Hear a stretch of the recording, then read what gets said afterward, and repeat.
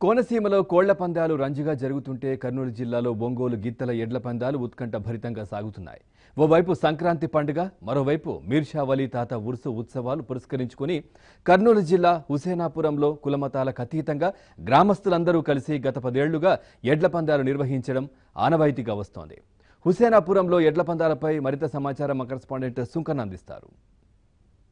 సంక్రాంతి పండుగ పురస్కరించుకొని కర్నూలు జిల్లాలో చాలా చోట్ల కూడా రైతన్నలు ఈ ఎడ్ల పందాలను చాలా ఉత్సాహంగా జరుపుకుంటున్నారు. అందులో ప్రధానంగా కర్నూలు జిల్లాలో చాలా చోట్ల కూడా రాష్ట్ర స్థాయి, అంతర్రాష్ట్ర స్థాయి ఎడ్ల పందాలు నిర్వహిస్తున్నారు. అందులో భాగంగా ఓరకల్ మండలం హుసేనాపురం గ్రామంలో మీర్షా వలీ తాత ఉరుసు, అదేవిధంగా సంక్రాంతి పండుగ పురస్కరించుకొని ఎడ్ల పందాలను రాష్ట్ర స్థాయి లెవెల్లో పాలపర్ల బల ప్రదర్శన నిర్వహిస్తున్నారు. ఈ బల ప్రదర్శనను చూసేందుకు కూడా ఓరకల్ మండల చుట్టుపక్కల నుంచి కూడా రైతన్నలు కూడా పెద్ద ఎత్తున తరలి వచ్చి ఈ ఎడ్ల పందాలను తిలకిస్తున్నటువంటి పరిస్థితి. మరోవైపు ఏదైతే ఈ ఎడ్ల పందాలను చాలా ఏళ్ళ నుంచి కూడా నిర్వహిస్తున్నారు. ఎడ్ల పందాలు నిర్వహించడానికి గల కారణాల గురించి జిల్లా పరిషత్ చైర్మన్ మల్లెల రాజశేఖర్ ఆయనతో మాట్లాడేట్టున్నాయి. సరే, ఇప్పటి నుంచి కూడా ఈ చాలా ఏళ్ళ నుంచి ఈ ఎడ్ల పందాలు నిర్వహిస్తున్నారు. ఈ ఎడ్ల పందాల నిర్వహణ వల్ల రైతుల్లో ఎలాంటి ప్రోత్సాహం కలిగజేస్తున్నారు? ముఖ్యంగా ఈ ఓరకల్ మండలం అనేది కేవలం రైతుల మీద, వ్యవసాయం మీద ఆధారపడిన రైతులే ఎక్కువ ఉన్నారు. వాళ్ళను ప్రోత్సహించడానికి కోసమే ప్రతి సంవత్సరము ఇక్కడ సంక్రాంతి పండుగ తర్వాత ఉరుసు సందర్భంగా ఇక్కడ ఎద్దుల బండి పోటీలు జరుపుతున్నారు. ఈ పండుగనే కాకుండా తర్వాత శివరాత్రికి కూడా పెద్ద ఎత్తున భారీ స్థాయిలో పందాలు పెట్టి ఇక్కడ ఎద్దుల పందాలు జరుపుతారు. కేవలము ఎందుకంటే ఈ రైతులను ఉద్దేశంలో పెట్టుకొని ఎన్నో కష్టాలు పడి వాళ్ళు తన సొంత పిల్లలను పెంచినట్లనే ఎద్దులను ఎంతో ఖర్చు పెట్టి పెంచుతున్నారు. వాళ్ళలో ప్రోత్సాహం తేనికనే ఇక్కడ పందాలు ఏర్పాటు చేయడం జరుగుతుంది. గతంలో మేము చిన్న ఉండేటప్పుడు ఒక మహానందిలో మాత్రమే జరిగేది. అక్కడ దాదాపు 40-50 కాన్లు వచ్చేది. అటువంటిది మేము అది చూసుకుంటూ వచ్చి మా గ్రామ రైతుల అందరి సహకారంతో, ప్రజల సహకారంతో, ముఖ్యంగా యూత్ అందరు ముందుకొచ్చి ఎక్కడ స్టేట్లో ఎక్కడ పెట్టని పందాలు ఇక్కడ కాలబుగ్గలో పోయిన సంవత్సరం 80,000 రూపాయలు పాల పండుగ పెట్టడం జరిగింది. ఇట్లా అన్ని రకాల ఇది ఒక ఓరకల్ మండలం హుసేనాపురమే కాకుండా మిగతా పల్లెలు దాదాపుగా 18 గ్రామాలలో కూడా ఎప్పుడు కంటిన్యూగా ఎద్దుల పందాలు జరుగుతూ ఉంటాయి. ఎందుకంటే ఈస్ట్ వెస్ట్ గోదావరిలో వాళ్ళ కోళ్ళ పందాలు ఎట్లనో మాకు ఎద్దుల పందాలు ఈ ఏరియాలో రాయలసీమలో ఎద్దులు అంత ముఖ్యం మాకు. మనతో పాటు ఈ ఎడ్ల పందాల్లో పాల్గొనడానికి వచ్చినటువంటి రైతు ఉన్నారు, ఆయనతో మాట్లాడదాం. చెప్పండి, ఎంతకాలం నుంచి కూడా మీరు ఈ ఎద్దులను పోషిస్తున్నారు? ఎన్ని పందాల్లో పాల్గొన్నారు? ఎన్ని గెలుపొందారు? 25 సంవత్సరాల నుంచి ఎద్దులలో పాల్గొంటున్నాను. ఖర్చు వస్తుంది ఒక రోజుకు వచ్చేసి 2,500-3,000 దాకా వస్తుంది ఖర్చు. వ్యవసాయంతో పాటు ఇంకేమైనా చేస్తారా? వ్యవసాయమే, ఎద్దులే.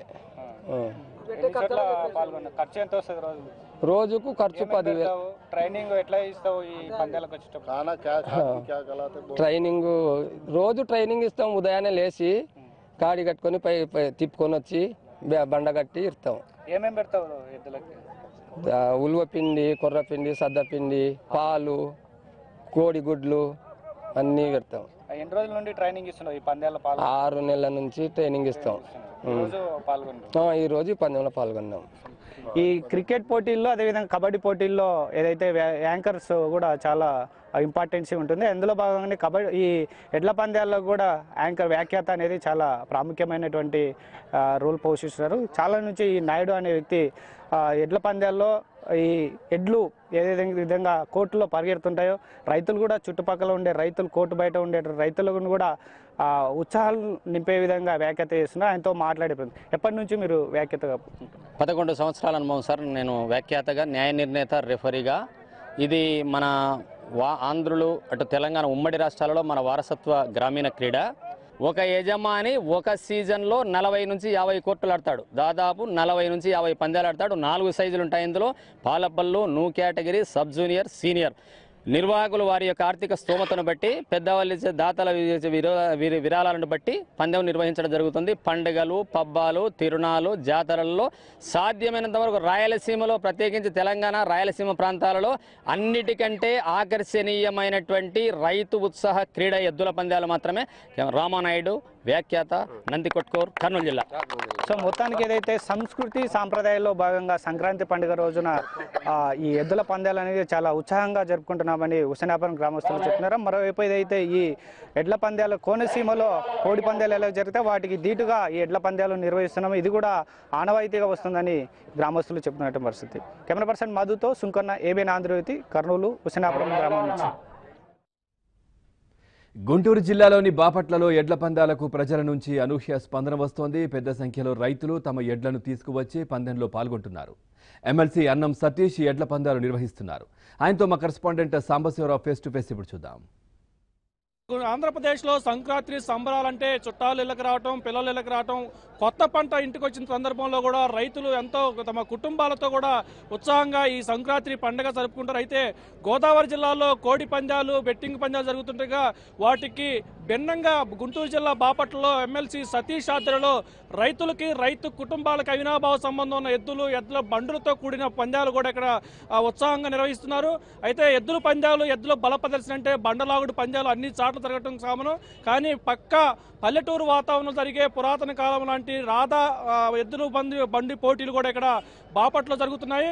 అయితే ఇక్కడ ఈ ఎద్దుల పందాలు చూసేందుకు పెద్ద సంఖ్యలో రైతులు చుట్టుపక్కల గ్రామాల నుంచి తరలి వచ్చారు.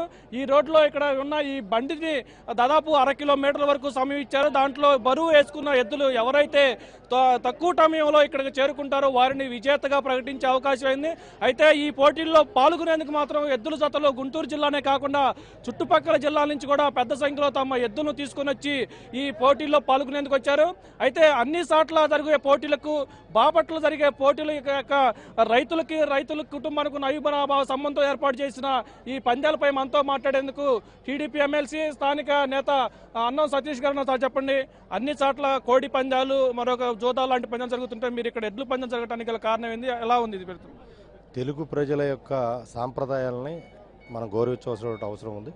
ప్రజలు ఏదైతే సంక్రాంతి సందర్భంగా పెద్ద ఎత్తున గ్రామాల్లో ఎక్కడెక్కడ దేశ విదేశాల్లో వృత్తిరీత్యా వ్యాపారాల రీత్యా స్థిరపడి ఉన్నా కూడా ఈ సంక్రాంతి సందర్భంగా ఎక్కడున్నటువంటి వాళ్ళైనా కూడా, ప్రపంచంలో ఎక్కడున్నటువంటి వాళ్ళైనా సరే వాళ్ళ స్వగ్రామాలకు రావటం, ఆ గ్రామాల్లో వాళ్ళ సాంప్రదాయాలకు అనుగుణంగా పోటీల్లో పాల్గొనడం, ముగ్గుల పోటీలు కానీ, మహిళలకు సంబంధించిన ఆటల పోటీలు కానీ, చిన్నపిల్లలకు సంబంధించిన పోటీలు కానీ, ఇట్లా 3 రోజుల పాటు భోగి, సంక్రాంతి, కనుమ ఈ 3 రోజుల పాటు అక్కడ ఉన్నటువంటి ప్రజలందరూ కలిసికట్టుగా కూర్చొని ఒక మంచి వాతావరణంలో ఒక కుటుంబంలాగా ఈ యొక్క కార్యక్రమాల్లో పాల్గొంటారు. మేము 3 రోజులకి సంబంధించి బాపట్ల పట్టణంలో నియోజకవర్గ స్థాయిలో పెద్ద ఎత్తున మరి ముగ్గుల పోటీలు పెట్టడం కానీ, మహిళల్ని వాళ్ళకి సంబంధించిన ఆటల పోటీలు కానీ, చిన్నపిల్లలకు సంబంధించిన పోటీలు కానీ నిన్న భోగి రోజున ఏర్పాటు చేశాం. ఈ రోజు మరి ముఖ్యంగా రైతులు ఏదైతే సంవత్సర కాలం పాటు కష్టపడి పనిచేసి వాళ్ళు పండించిన పంట ఇంటికి వచ్చిన సంతోషంలో ఈ సంక్రాంతి పండుగను అత్యంత ఘనంగా జరుపుకుంటారు. వారికి నచ్చే విధంగా,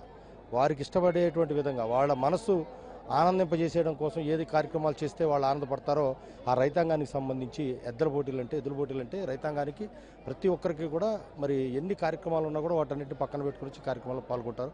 దాదాపుగా 10 సంవత్సరాల నుంచి ఈ ఎద్దుల పోటీలు మరి సంక్రాంతి పండుగ రోజున ఈ కార్యక్రమాన్ని ఇక్కడ ఏర్పాటు చేస్తూ ఉన్నాం. మన దాదాపుగా 27-28 ఎడ్ల జతలు మరి చుట్టుపక్కల జిల్లాల నుంచి కూడా ఈ రోజున ఈ పోటీలో పాల్గొని సాయంత్రం దాకా ఈ పోటీలు జరుగుతాయి. ఒక ఎడ్ల జతకి 10 నిమిషాలు టైం ఇచ్చి 10 నిమిషాల్లో ఎంత దూరం మరి అవి పరిగెత్తగలుగుతాయో, ఎంత దూరం ప్రయాణించగలుగుతాయో దానికి ఆధారంగా 1 నుంచి 6 ప్రైజులు, 1, 2, 3, 4, 5, 6 ప్రైజులు, కన్సలేషన్ బహుమతులు ఇట్లా పెట్టి రైతాంగాన్ని ఆ ఎద్దులని ఎవరైతే మరి కాపాడుకుంటూ వస్తూ ఉన్నారో, అంతరించిపోతున్నారు. ఇప్పుడు సొసైటీ అంతా మారిపోయింది. అంతా ట్రాక్టర్లు కానీ, లారీలు కానీ ఇట్లా ఉండేవి. గతంలో ఏది వస్తువు ఎక్కడి నుంచి ఎక్కడికి తీసుకురావాలన్నా ఎద్దులు కానీ, దున్నలు కానీ ఎద్దుల వాళ్ళతోనే అవి వచ్చాయి. ఇవాళ ఆ పరిస్థితి అంతరించిపోయేటువంటి ప్రమాదం ఉంది. కాబట్టి దీన్ని ఇంకా ఎంకరేజ్ చేయాలి. మరి ఇలా ఎద్దులు పెంచేటువంటి వ్యక్తులు ప్రోత్సహించాలనే విధంగా వాళ్ళందరికీ కన్సలేషన్, ఇక్కడ పాల్గొన్న ప్రతి ఒక్కరికి కన్సలేషన్ బహుమతులు ఇస్తూ ఉన్నాం. కనుమూరు సందర్భంగా కూడా కార్యక్రమాలను ఏర్పాటు చేసుకోవడం జరిగింది. ఏదైనా మొత్తంగా సంక్రాంతి సందర్భంగా ప్రజలు ఏదైతే ఈ 3 రోజుల పాటు మన సొంత గ్రామాల్లో, మన ఊళ్ళల్లో మనం ఏ విధంగా సహజ సిద్ధంగా గతంలో ఒక 40-50 సంవత్సరాల క్రితం ఏ విధంగా మరి మన పూర్వీకులు ఏ విధంగా వాళ్ళ యొక్క సాంప్రదాయాలు, ఆచారాలు ఉండేవో వాటిని ఎక్కడ కూడా వదిలిపెట్టకుండా సంక్రాంతి అంటే జూదం ఆడుకోవటమో, కోళ్ల పందాలకు వెళ్ళటమో, లేకపోతే మరొకటి వెళ్ళటమో కాకుండా మన గ్రామాల్లోనే ఉంటూ మన గ్రామంలో ఉన్నటువంటి ప్రజలందరినీ ఒకరినొకరు కలుసుకునే విధంగా, మాట్లాడుకునే విధంగా, ఒకరి భావాలు ఒకరికి తెలియజేసుకునే విధంగా ఆనందంగా గడుపుకునే ఈ పండుగని వారికి నచ్చిన విధంగా పిల్లలు కానీ, ఆడవాళ్ళకి సంబంధించి కానీ, రైతాంగానికి సంబంధించి కానీ 3 రోజుల పాటు అందరికీ నచ్చే విధంగా చేయాలని ఏర్పాటు చేసాం. చాలా పెద్ద ఎత్తున రైతాంగం ఈ రోజున పాల్గొన్నారు. ఈ మొత్తానికి సంక్రాంతి అంటేనే రైతులు లోకిళ్ళు ఆనందంతో చేసుకునే పండుగ. ఆ రైతన్న ఏడాది కాలం కష్టపడి పనిచేసి ఈ సంక్రాంతి పండుగ సందర్భంగా ఒక ఆహ్లాదకరమైన వాతావరణంలో తమకి సంబంధించి తమకి జీవితాన్ని ఇస్తున్న ఎద్దులు కానీ ఎద్దులు బండ్లకు సంబంధించి కూడా పోటీలు ఏర్పాటు చేయడం జరుగుతుంది. అయితే ఈ ఎద్దుల బండ్ల పోటీలు ఎక్కడా జరగకుండా, రాష్ట్రంలో ఎక్కడా లేని విధంగా వినూత్నమైన పోటీలు, రాధా పోటీలు అనే విధంగా కోణంలో కూడా ఇక్కడ గుంటూరు జిల్లా బాపట్లలో ఉత్సాహంగా జరుగుతున్నాయి. ఇది మొత్తానికి గుంటూరు జిల్లా బాపట్లలో జరుగుతున్న సంక్రాంతి సంబరాలు. Over to studios.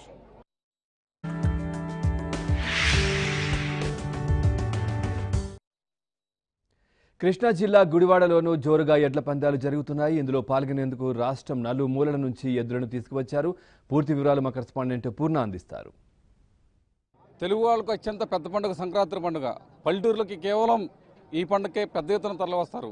అయితే పల్లెటూరులో పెద్ద ఎత్తున ఎడ్ల పందాలకు సంబంధించి రకరకాల పోటీలు నిర్వహిస్తూ ఉంటారు. ప్రధానంగా వీటిని వీక్షించేందుకు చుట్టుపక్కల ప్రాంతాల్లో అనేక ప్రాంతాల నుంచి కూడా ఈ ఎడ్ల పోటీలు ఎక్కడ అయితే జరుగుతాయో ఆ ప్రాంతానికి విశేషంగా తరలివస్తారు. అసలు ఎడ్ల పందాలు ఎన్ని రకాలు ఉంటాయి, అసలు ఏవేవి ఉంటాయి, వాటిలో ఎన్ని రకాలు ఉంటాయి అనేది మనకి చెప్తానికి రాధాకృష్ణ గారు ఉన్నారు. ఆయన అడిగి మరిన్ని వివరాలు తెలుసుకుందాం. సార్ చెప్పండి, అసలు బండ్ల లాగు పోటీల్లో ఎటువంటి బండ్ల లాగు పోటీలు ఉన్నాయి, అసలు ఎందుకు ఈ బండ్లు కడతారు, అసలు పోటీలు ఎలా నిర్వహిస్తారు? ఈ పోటీలు అనేవి పూర్వకాలం నుంచి వచ్చినటువంటి సంస్కృతి సాంప్రదాయం అనేది. ఈ పోటీలు అనేవి మనం ఇప్పుడు ఏర్పాటు చేసుకున్నది కాదు, రాతి యుగం నాటి నుంచి కూడా ఏర్పాటు చేసుకున్నాం. ఆ కాలంలో కూడా రాజులు ఇలా పోటీలు నిర్వహించి అప్పట్లతో రైతులకి నజరానాలు ఇచ్చినటువంటి శాసనాలు ఉన్నాయి. ఎందుకంటే ఈ కాలంలో పుష్యమాసం అంటాం మనం సంక్రాంతి నెలని. ఈ పుష్యమాసంలో పడినటువంటి పంటలు ఏవైనా సరే పోషక విలువలు అధికంగా ఉంటాయి. అందువల్ల పంటలన్నీ కూడా ఇంటి దగ్గరకు వచ్చి ఉత్సాహంగా ఉండి రైతు జరుపుకునేటువంటి ఏకైక పండుగ సంక్రాంతి పండుగ. ఈ సంక్రాంతి సంబరం అంటే అప్పట్లో గతంలో అయితే ఈ యొక్క పశువులతో వ్యవసాయాన్ని చేస్తూ ఆ పశువులను పూజిస్తూ ఈ సంక్రాంతి పండుగకి గంగిరెద్దులు కూడా మనం ఆనవాయితీగా సాంప్రదాయంగా చూస్తూ ఉంటాం. ఎద్దుల పండుగ లాంటిది ఇది. భారతదేశంలోనే కాదు, ఇతర దేశాల్లోనూ ఇతర రాష్ట్రాల్లోనూ కూడా, ఇతర దేశాల్లో మాత్రమే కాదు, మన ఇతర రాష్ట్రాల్లోనే కాదు, ఇతర జిల్లాల్లోనే కాదు, మొత్తం యావత్ ప్రపంచంలో కూడా ఈ పోటీలు నిర్వహించుకునేటువంటి సంస్కృతి సాంప్రదాయం ఉంది. మన ఆంధ్రప్రదేశ్లో అయితే రకరకాలుగా పోటీలు నిర్వహించుకుంటూ ఉంటాం. నాటుబండి పోటీలు, నాటుబండికి చక్రాలు కట్టి దానిపైన ఇసుకేసి 200 అడుగులు కోర్టు పెట్టుకుంటాం, లేకపోతే 300 అడుగు కోర్టు పెట్టుకుని వాటిలో 6 నిమిషాల వ్యవధిలో అలా పోటీలు నిర్వహించుకోవటం. అదేవిధంగా సారీ పోటీలు అంటే చిన్న బండికి ఆ సారీ పోటీలు కూడా ఎందుకు కట్టారంటే పూర్వకాలంలో ఎక్కడైనా ఏదైనా ప్రమాదం జరిగితే ఆ ఎడ్డబండి మీద స్పీడ్గా తీసుకెళ్లాలంటే సారీ కలిగి ఉండాలి ఎడ్డు. అట్లా ఆ ఉద్దేశంతో అప్పుడు ఏర్పాటు చేసుకున్నటువంటి సారీ పోటీ. ఈ బండ పోటీలు అంటే గతంలో అయితే కొండ ప్రాంతాల్లో కొండలు లాగేటువంటి, ఇప్పుడైతే క్రెయిన్స్ కానీ ఇవన్నీ మిషనరీ వచ్చింది, అప్పట్లో మిషనరీ లేదు.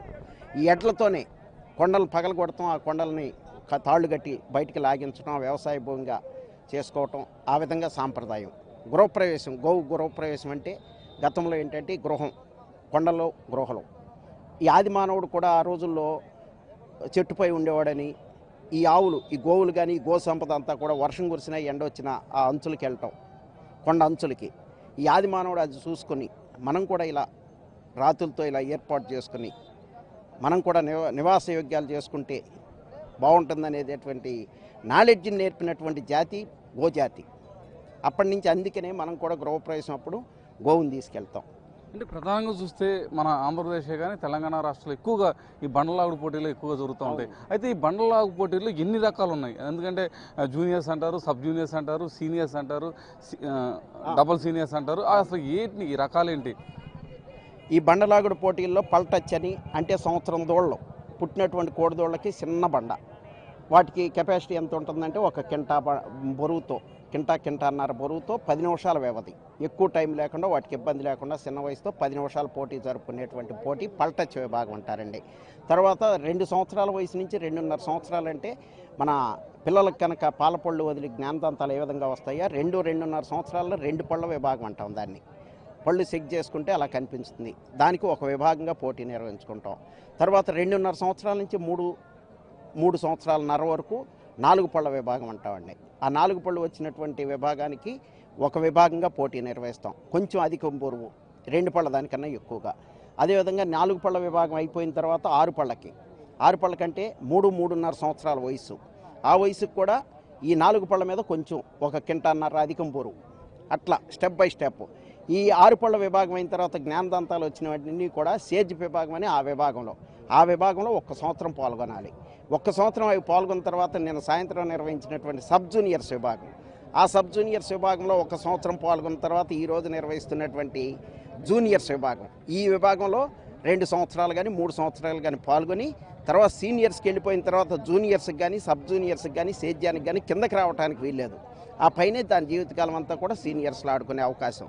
ఆ విధంగా రైతులంతా కూడా ఒక నిర్ణయం ప్రకారం, ఒక క్రమ పద్ధతి ప్రకారం క్రమశిక్షణతో నిర్వహించుకునేటువంటి పోటీ. మీరు చూస్తూనే ఉంటారు, ఎక్కడ కూడా ఈ పోటీలు ఎక్కడ అవాంఛనీయ సంఘటనలు ఎక్కడ జరగవు. చూస్తానికి వచ్చిన వాళ్ళు ఎక్కడ గొడవలు పట్టడం కానీ, వీటిని గురించి టైం తేడా పడిందని కానీ, లేకపోతే ఈ రైతులు ఇట్లా చేశారు ఇట్లా గొడవ పడ్డారని కానీ దాఖలాలు ఇప్పటి వరకు లేవు. అంటే ఈ మెజర్మెంట్స్ ఎట్లా చేస్తారు? మనకి ఈ చూస్తుంటే మనం ఇది మొత్తం చూడవచ్చు. ఎన్ని కూడా 1, 2, 3, 4 ఆ మీటర్స్ ఎన్ని ఎట్లా క్యాలిక్యులేట్ చేయగలుగుతారు? 50 అడుగులు 300 కోర్టు అండి క్రీడా ప్రాంగణం ఇది. కొన్ని చోట్ల 200 ఉంటుంది, కానీ 300 కోర్టు ఉంటే చూస్తానికి ఎక్కువ మంది చూస్తానికి అవకాశం ఉంటుంది. ఈ ప్రాంగణం 300 కోర్టులో దాదాపుగా అటువైపు ఇటువైపు కూడా 20-25 అడుగులు తిరగటానికి ఎడ్డు వదిలేసి ఈ 300 అడుగు కోర్టు ఏర్పాటు చేసుకుని 40 అడుగులు ఎడల్పుతో, ఈ 40 అడుగుల ఎడల్పు మధ్యలోనే నడవాలి. పక్కకి వెళ్ళి అనుకోండి, పక్కకి వెళ్ళి లాగితే ఆ కొలత తీసేయటం జరుగుతుంది, కొలత తగ్గించడం జరుగుతుంది అన్నమాట తోలిన రికార్డు నుంచి. ఆ విధంగా అదే అంతేకాకుండా వాటి శర్మానికి సరిపడేటువంటి శర్నాకులు కర్రతో కొట్టినా లేకపోతే ముళ్ళులతో పొడవటం కానీ అలా చేస్తే ఊరుకో. దీంట్లో కూడా రూల్స్ అండ్ రెగ్యులేషన్స్ ఉంటాయా? ఉన్నాయి. ఈ 2 పళ్ళ విభాగానికి అయితే 10 నిమిషాలే పోటీ, 4 పళ్ళ విభాగానికి అయితే 15 నిమిషాలే పోటీ, 6 పళ్ళ విభాగానికి కూడా 15 నిమిషాలే, సేజ్ విభాగానికి 20 నిమిషాలు, సబ్ జూనియర్స్ విభాగానికి 20 నిమిషాలు, జూనియర్స్ విభాగానికి 20 నిమిషాలు, ఇప్పుడు జరగబోయే పోటీకి 25 నిమిషాలు. ఆ విధంగా వయసును బట్టి కూడా ఈ టైం నిర్ణయించుకొని పోటీలు నిర్వహించడం జరుగుతుంది. రూల్స్ అండ్ రెగ్యులేషన్స్ అంటే చెర్నాకులను దోళ్ళు అయితే 1 చేతితో కొట్టాలి, 2 చేతులతో కొడితే బలంగా కొడితే దెబ్బ తగులుతుంది కనుక అట్లా 2 చేతులతో ఒప్పుకోం. ఒకవేళ మర్చిపోయి ఒకసారి అరసారి మర్చుకున్నా అతను మార్పు చేసుకుంటాడు. ఆ విధంగా అంటే ఈ గెలుపోవటం ఎలా డిసైడ్ చేస్తారంటే? గెలుపోవటం అంటేనండి 10 నిమిషాల వ్యవధిలో 9 ప్రైజులు పెట్టారు ఇక్కడ నాని గారు. ఇప్పటి వరకు కూడా ఎవరు పెట్టింది ఎక్కడ లేదు. 9 ప్రైజులు కూడా సీనియర్స్కి కూడా 30,000 పెడతారు ఒక్కొక్కసాట. ఆ 30,000 2 పళ్ళ విభాగానికి పెట్టారు, అత్యధిక బహుమతి అన్నమాట. దాన్ని ఏంటంటే 15 జతలు వచ్చినాయండి, 18 జతలు వచ్చినాయి. ఈ 18 జతలో ఆర్డర్ అనమాట. అత్యధిక దూరం నుంచి 3,000 లాగిన దానికి ఫస్ట్, 2,900 లాగిన దానికి సెకండ్, 2,850 లాగిన దానికి థర్డ్. ఆ విధంగా ఆ క్యాలిక్యులేషన్లో ప్రైజులు డిస్ట్రిబ్యూట్ చేయటం జరుగుతుంది. ఈ వీళ్ళకి కూడా మీ జత ఎప్పటికప్పుడు సమాచారం, మీ జత ఇంత దూరం లాగితే ఈ బహుమతికి అర్హత పొందుతారు, ఇంత దూరం లాగితే దీనికి అర్హతలు అవుతారు, దీనికి అందుబాటులో ఉన్నారు, ఇన్ని సెకండ్లో ఇంత దూరం లాగగలిగారు, ఇన్ని సెకండ్లో ఇంత దూరం వచ్చారు, ఇన్ని రౌండ్లు వేశారు. ఇదంతా కూడా ఎప్పటికప్పుడు తిలకించేవారికి కానీ రైతు సోదరుడికి కానీ సమాచారాన్ని అందజేయడం జరుగుతుంది. అంటే ప్రధానంగా చూసుకుంటే ఇప్పుడు కూడా ఈ ఎడ్ల పందాలకి గతంలో కొన్ని రోజులు ఆదరణ లేకపోయినప్పటికీ గత ఒక 5-6 సంవత్సరాలను చూస్తే వీటికి బాగా ఆదరణ పెరుగుతుంది. ఎందుకంటారు? ఎందుకంటే ప్రైజ్ మనీ కూడా చాలా ఎక్కువగా రావటం, అలాగే ఈ పోషించే వాళ్ళు కూడా చాలా ఎక్కువ మంది ఉండటం వల్ల అంటారు. ఇది ఒక గ్రామీణ క్రీడ అండి. గతంలో అయితే మనం కూడా చూస్తూనే ఉండేవాడు, చెడుగుడు కానీ ఇవన్నీ కూడా మంచి ఆదరణ ఉండేది. కానీ ఈ మధ్యకాలంలో ఏంటంటే వీటికి ఎక్కువ ఆదరణ, వీటిని పోషించాలి. ఈ జాతి కనుక పూర్తిగా అంతరించిపోయిందంటే మానవ మనుగడకు ముప్పు ఏర్పడే అవకాశం ఉంది. కొంతమంది అంటుంటారు, ఏమయ్యా ఎడ్లు లేకపోతే ఏమవుతుంది, గేదెలు లేకపోతే ఏమవుతుంది, ఆవులు లేకపోతే ఏమవుతుంది. ఏ ఒక్క జీవి నశించినా సరే ఈ ప్రకృతి అంత కలుషితం అయిపోతుంది. ఈ కలుషితం అవ్వకుండా ఈ వ్యవసాయంలో ఉపయోగించుకోవాలంటే ఈ జాతి అవసరం.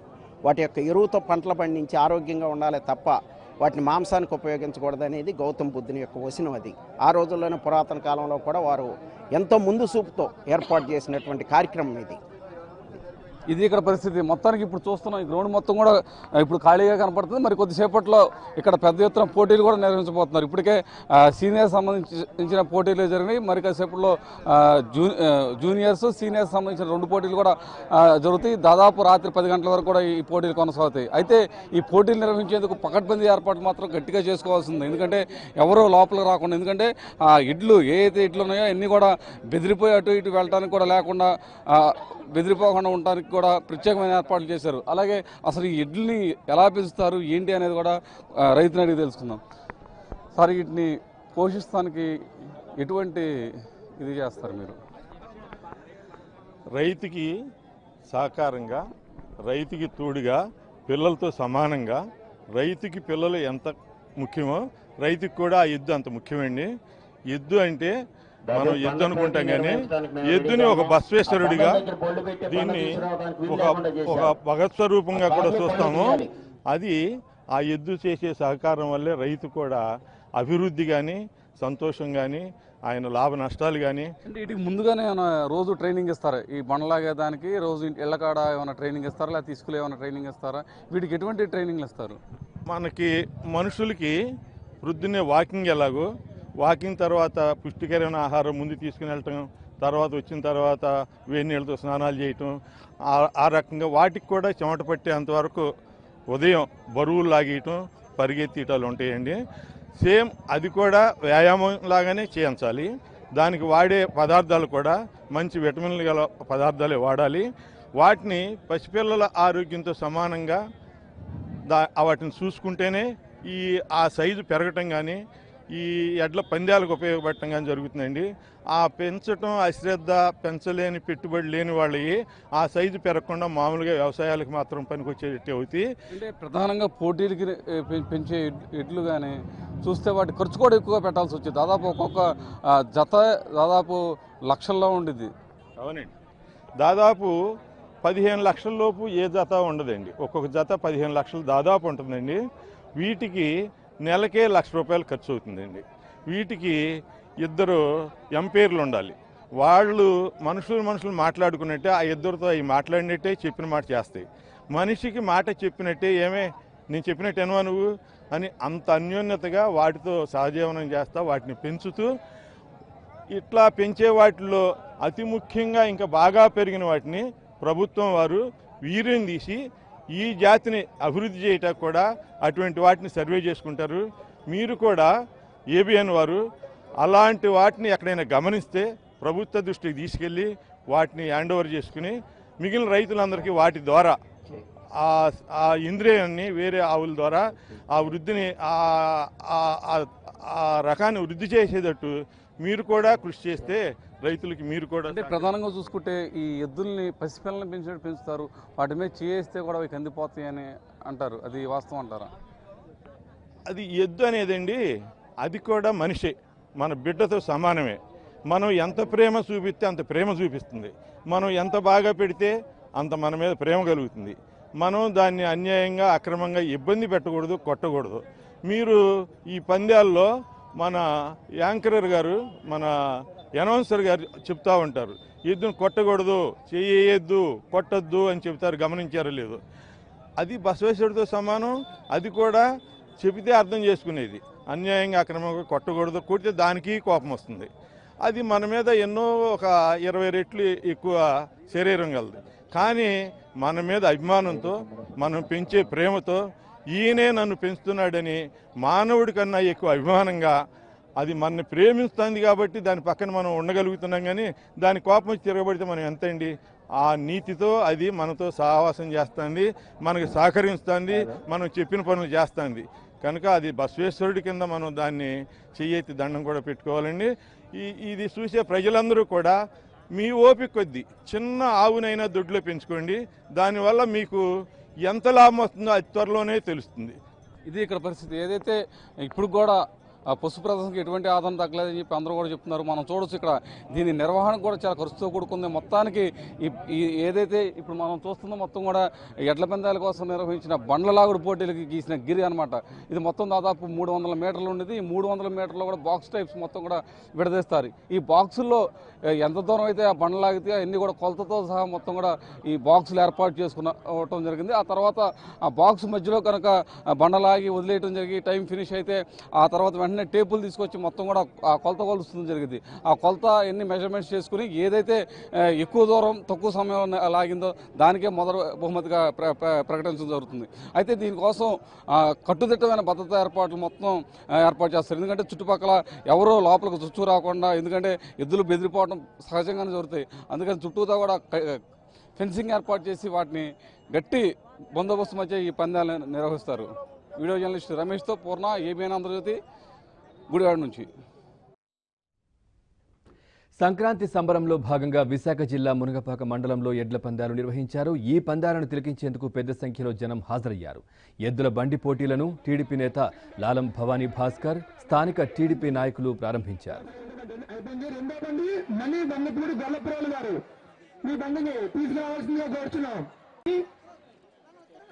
బహుమతి విరాళదాతలు మొదటి బహుమతి 10,000 రూపాయలు ఎడ్ల బండి పోటీలకు.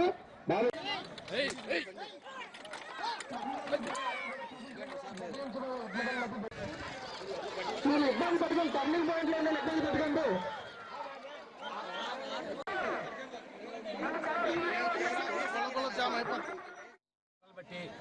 పెద్ద పండుగ రోజు రైతు సంఘాల ఆధ్వర్యంలో గ్రామ పెద్దలు, మహిళలు, యువత అందరి ఆధ్వర్యంలో కూడా మండల స్థాయిలో, జిల్లా స్థాయిలో కూడా పెద్ద పెద్ద నాయకులండి, కార్యకర్తల అభిమానులు చాలా మంది, చాలా ఎక్కువ వ్యక్తులు వచ్చి చాలా ఎంజాయ్ చేస్తారు. ఎందుకంటే చాలా పండగ వాతావరణం ఇక్కడ ఎడ్ల పందాలు అనేది, ఈ ఎడ్లు పల్లెటూరు వాతావరణం, ఆహ్లాదకరమైన వాతావరణంలో చాలా బ్రహ్మాండంగా జరుపుకునే ఒక పండగ ఇది. ఈ పండుగ గురించి మేమందరూ కూడా ప్రతి సంవత్సరం కూడా వెయిట్ చేస్తుంటాం. చాలా బ్రహ్మాండంగా జరుగుతుంది. ఎందుకంటే ఈ సంక్రాంతి సంబరాలు అనేసరికి అందరూ ఖాళీ ఉంటారు కాబట్టి పల్లెటూరులోని ఇది ఒక ఎంటర్టైన్మెంట్ గా మేము 8 సంవత్సరాలు పెట్టి తెలుగుదేశం పార్టీ ఆధ్వర్యంలో కానీ, రైతు సంఘాల ఆధ్వర్యంలో కానీ అందరూ కూడా కలుపుకొని ఈ ప్రోగ్రాం చేస్తుంటాం. చాలా సక్సెస్ఫుల్ గా దాదాపుగా 10,000 జనం పైన వస్తారు ఇక్కడికి. జరుగుతున్న ఎడ్లబండి పోటీలకు సంక్రాంతి సంబరాల్లో భాగంగా ఈరోజు ఎడ్లబండి పోటీలు, గుర్రాల ప్రదర్శన, అలాగే చిన్న కల్చరల్ ప్రోగ్రాం కూడా ఏర్పాటు చేయడం జరిగింది. అలాగే ఈ కార్యక్రమానికి తిలకడానికి వచ్చి